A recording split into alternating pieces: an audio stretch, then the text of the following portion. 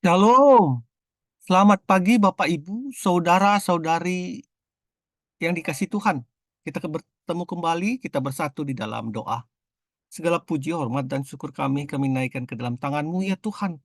Karena Kau Allah Allah kami Tuhan, sebagai pribadi Allah Bapa, Allah Anak, dan Allah Roh Kudus. Bapa, kami mau dengar-dengaran firman-Mu di pagi hari ini Tuhan. Datanglah Kau di tengah-tengah kami. Beracalah Kau seluas-luasnya dalam roh kami. Di dalam nama Tuhan Yesus kami berdoa. Amin. Masihkah terasa mengagumkan? Landasan firman Tuhan diambil dari Mazmur 51 ayat 9 sampai 15. Mengatakan, "Bersihkanlah aku dari dosaku dengan hisop, maka aku menjadi tahir. Basuhlah aku, maka aku menjadi lebih putih daripada salju. Biarlah aku mendengar kegembiraan dan sukacita. Biarlah tulang-tulang yang telah kau remukan bersorak-sorai kembali. Sembunyikanlah wajahmu terhadap dosaku. Hapuskanlah segala kesalahanku. Ciptakanlah hati yang murni padaku, ya Allah, dan perbaharuilah batinku dengan roh yang teguh. Janganlah membuang aku dari hadapanmu, dan janganlah mengambil rohmu yang kudus dariku. Kembalikanlah kepadaku kegembiraan karena karya keselamatanmu, dan topanglah aku dengan roh yang teguh. Maka aku akan mengajarkan jalanmu kepada orang-orang yang melakukan pelanggaran, supaya orang-orang berdosa berbalik kepadamu. Kita akan buka lagi dari Roma 5 ayat 16 sampai 18 mengatakan, karunia itu tidak berimbang dengan dosa satu orang. Sebab penghakiman atas satu pelanggaran itu telah mengakibatkan penghukuman. Tetapi pemberian karunia atas banyak pelanggaran itu mengakibatkan pembenaran. Sebab jika karena pelanggaran satu orang maut telah berkuasa melalui satu orang itu, terlebih lagi mereka yang telah menerima kelimpahan anugerah dan karunia kebenaran akan hidup dan berkuasa karena satu orang itu, yaitu Yesus Kristus. Jadi sama seperti melalui satu pelanggaran semua orang beroleh penghukuman, demikian pula melalui satu perbuatan kebenaran semua orang beroleh pembenaran untuk hidup. Pianis Arthur Rubinstein adalah keturunan Yahudi yang mendapat kesempatan untuk bertemu dengan Golda Meir. Siapa Golda Meir? Adalah wanita yang menjabat sebagai Perdana Menteri Israel pada tahun 1969 sampai 1974. Golda Meir bertanya kepada Arthur, "Apa peristiwa terpenting dalam hidup Anda?" kata Perdana Menteri itu.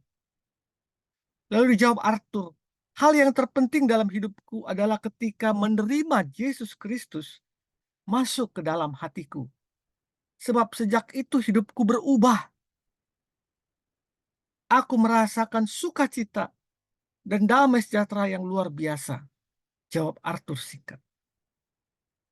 Jawaban ini sangat mengejutkan Perdana Menteri Israel dan orang-orang Yahudi yang menonton acara pada saat itu.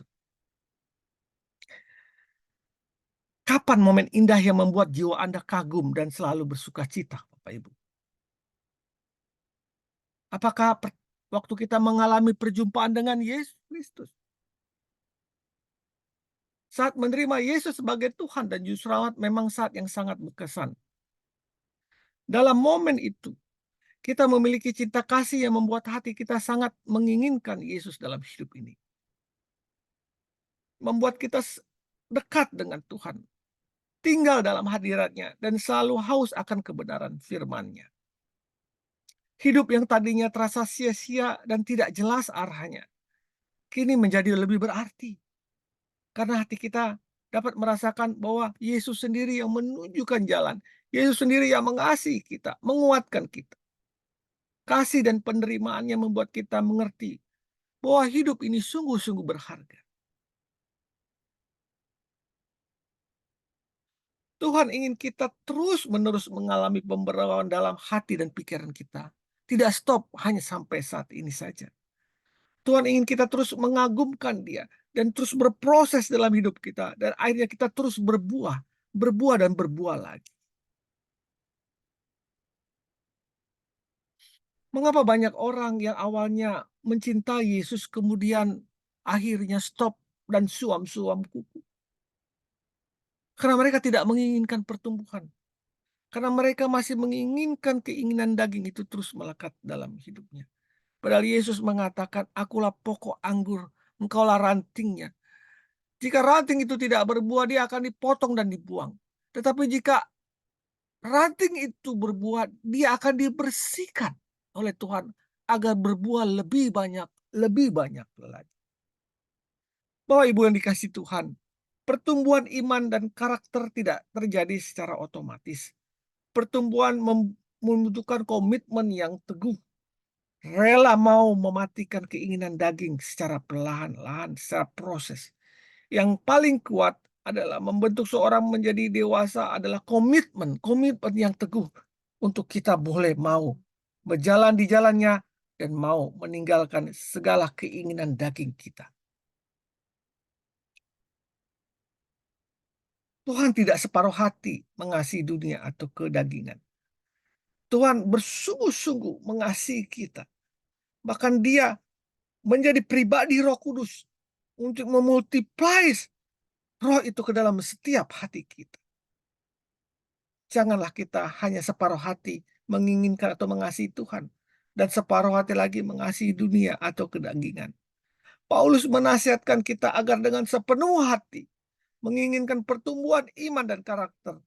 Apa yang kita mulai dari Roh Kudus harus kita teruskan dan tekuni. Teruslah berbuah. Adakah kamu sebodoh itu? Kamu telah mulai dengan roh. Maukah kamu sekarang mengakhirinya di dalam daging?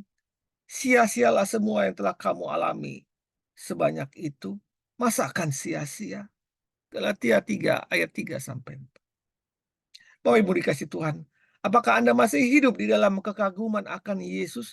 Apakah hatimu masih berkobar-kobar terhadap Yesus?